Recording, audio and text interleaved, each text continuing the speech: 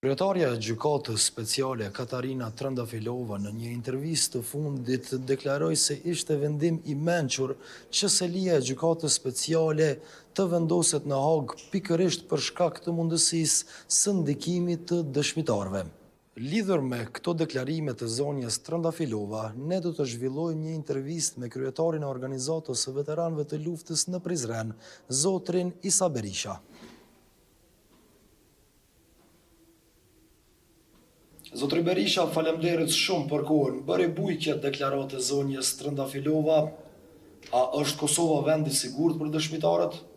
Po kjo siç ka bo kjo bujqe deklarata e Trëndafilovës, nuk është as pak e vërtet. Jo që as pak e vërtet, po as që qëndron kjo deklaratë, duke e ditur që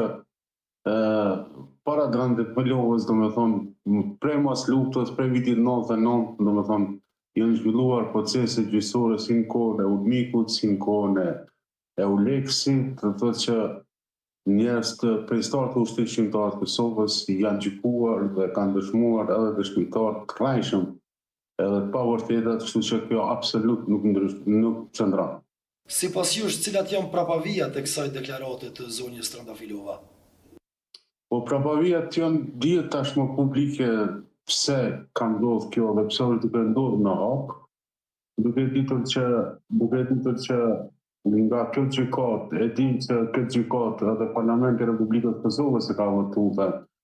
është gjykatë e Kosovës,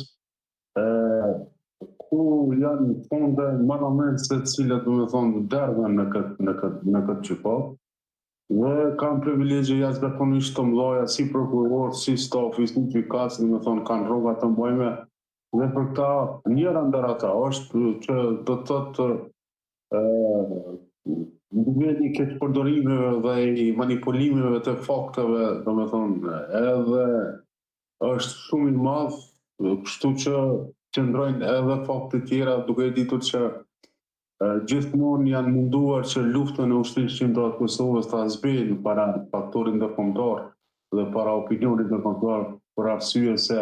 duke bërë që Serbinë ne e dim që janë duke lëvatuar me këto përpjekje që ta afrojnë nga Bashkimi Evropian, duke ditur që Serbia ka një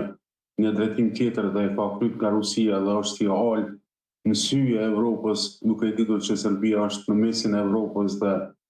nuk ka Rusia qasje në shtetet tjera për përveç Serbisë dhe ka një lidhje me Serbinë, kështu që janë munduar që këtë luftën e ushtrisë shqiptare të Kosovës ta barazojnë me gjenocidin, kur e din që kjo luftë me të vërtet ka qenë gjenocidale dhe e din se kush ka qenë shtet gjenocid dhe për shkak ka luftuar popullin. Kështu që ka shumë arsye pse ka shkuar në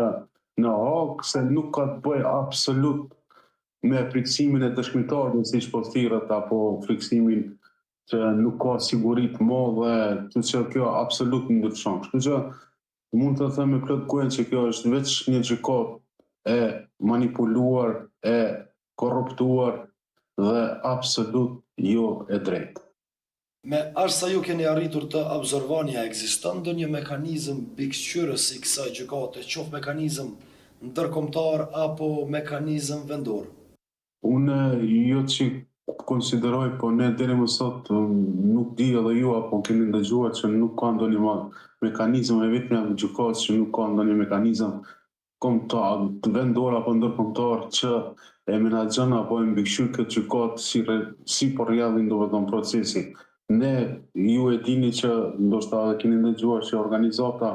e veteranëve gjithmonë edhe jemi për nga qeveria e Republikës Kosovës një komision mbikëqyrës apo si të thuhen të mbikëqyr punën e kësaj gjykate, rrjedhjen e kësaj gjykate. E dim që nuk kemi ndikim, nuk kemi qasje domethënë për me ndërhyj, mirë po gjithmonë kemi kërkuar që të ketë një komision nga Parlamenti i Kosovës apo nga qeveria